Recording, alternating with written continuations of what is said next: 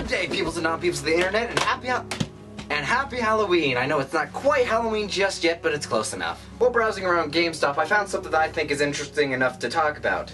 Something from a, certain franchise. Okay, so I know a lot of people are sick of Five Nights at Freddy's, and honestly, I'm starting to get a little sick of it too. And I know that making Five Nights at Freddy's videos is an easy way to get views, but I'm not trying to get quick views. I just want to talk about something that I legitimately want to talk about. FNAF merchandise just kind of appeared.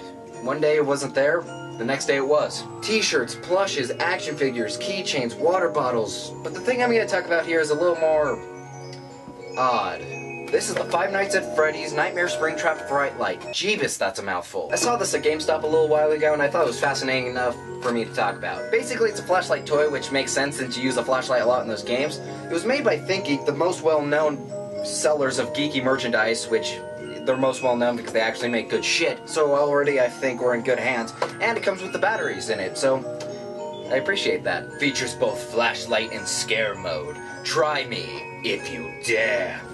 It's a flashlight, how bad could it be? Okay, I'm about to turn off the light so you can see the flashlight better.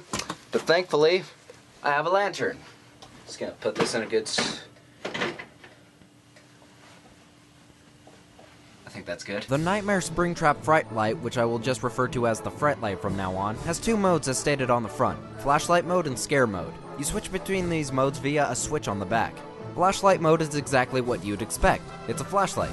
It says you press the button to use it, but it automatically turns on when you put it in flashlight mode. Honestly, it's a pretty good flashlight. I was expecting it to be really dull, but it's actually pretty bright and illuminates areas really well. Nice to see that they didn't cheap out on the bulb just because it's a toy.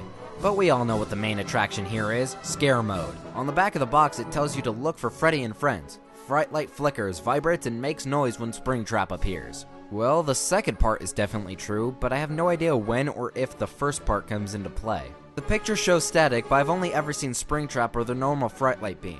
The little instruction paper that comes with it doesn't help much either. If you press the button for less than 2 seconds, it will randomly switch between flashlight and scare mode, but if you hold it for more than 2 seconds, it immediately goes into scare mode. Maybe you're supposed to give it to an unsuspecting person to give them a little jump scare? I mean, even for a jump scare, it's not scary. So really, Springtrap was the perfect fit. The image of Springtrap that appears is actually pretty good quality for something being projected from a flashlight. It says when Springtrap appears it makes noise and... yeah, it does. I'm curious why they didn't use the jump scare sound from FNAF 3, or any of the games actually. It sounds less like an animatronic and more like the John Romero Easter egg in Doom 2. Actually, now that I think about it, I feel like this is supposed to be Russian roulette. Just think about it. You get a group of friends together and pass the Frightlight around. If you get the flashlight, you're good. If you get Springtrap, you're out. If you use it like that, it could actually be a lot of fun. So, that's the Five Nights at Freddy's Nightmare Springtrap Frightlight. It's a fun distraction, but it's not going to be something you're going to frequently use unless it's the only flashlight you own. With a $20 price tag, I guess it's a better option than most flashlights you find, and it's a better option than buying a flashlight in a Russian roulette type game, which can be over 30 bucks.